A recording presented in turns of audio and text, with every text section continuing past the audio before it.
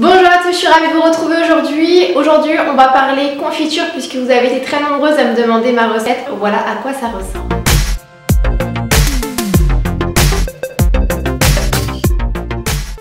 Bonjour à tous, je suis ravie de vous retrouver aujourd'hui sur ma chaîne Aurélie. J'espère que vous avez passé un bon week-end. Moi j'ai pas filmé de vidéo du coup parce que je n'ai pas eu le temps tout simplement, mais c'est pas grave, on se retrouve aujourd'hui. Dans cette vidéo je vais vous montrer comment je réalise mes confitures, puisque dans une précédente vidéo je vous avais montré que je mange de la confiture le matin et que je réalise moi-même mes propres confitures.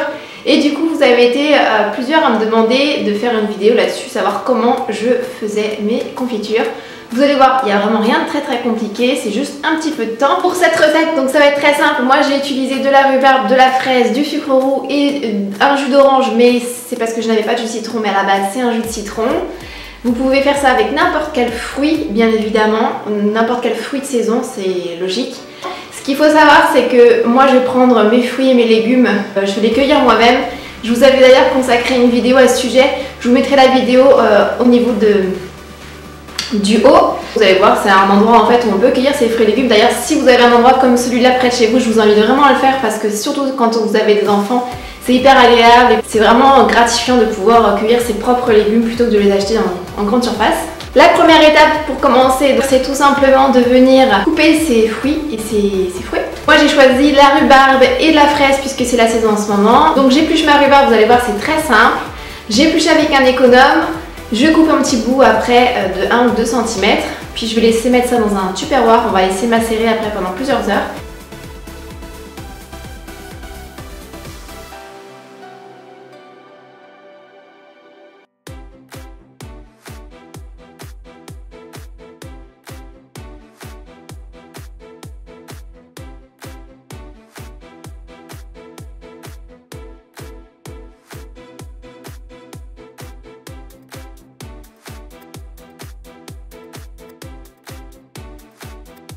Les fraises c'est pareil, je les prépare, j'enlève les petites queues, j'enlève ce qui n'est pas bon, ce qui n'est plus bon, etc. Et puis je vais mettre tout dans un même récipient. Je vais venir rajouter du sucre roux, moi je préfère le sucre roux au sucre blanc. Ça c'est un choix personnel, mais vous pouvez rajouter du sucre blanc comme vous voulez. Donc je mets à peu près 800 g de... Ensuite il faut mettre un jus de citron, là je n'avais pas, donc j'ai mis un jus d'orange. Je pense que ça n'a pas fait le même effet, mais je vous conseille vraiment pour faire la vraie confiture d'utiliser un jus de citron pressé frais. Puis ensuite je vais laisser macérer tout ça pendant au moins 2 heures. Donc là j'ai laissé macérer plus que ça parce que je suis partie entre temps, mais au moins 2 heures.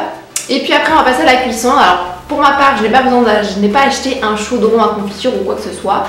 Je fais tout simplement mes confitures dans ma cocotte minute. Et ça le fait largement. Je vais laisser à peu près cuire à peu près une quarantaine de minutes, à peu près 35-40 minutes à feu doux. Et je vais venir vraiment mélanger régulièrement pour éviter que ça crame et que ça colle au fond de la casserole, de la marmite.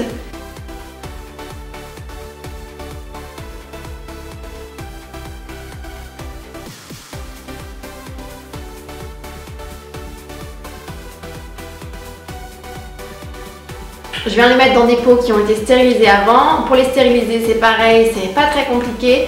J'ai juste fait bouillir mes pots dans ma cocotte minute avant pendant une quinzaine de minutes.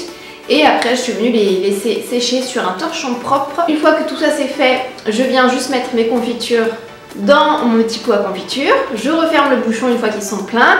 Et surtout, étape à ne pas oublier, la stérilisation. Donc il y a plusieurs méthodes. Moi j'ai choisi cette méthode là parce que pour l'instant elle me convient très bien. Je renverse tout simplement les pots à l'envers, je les mets à l'envers.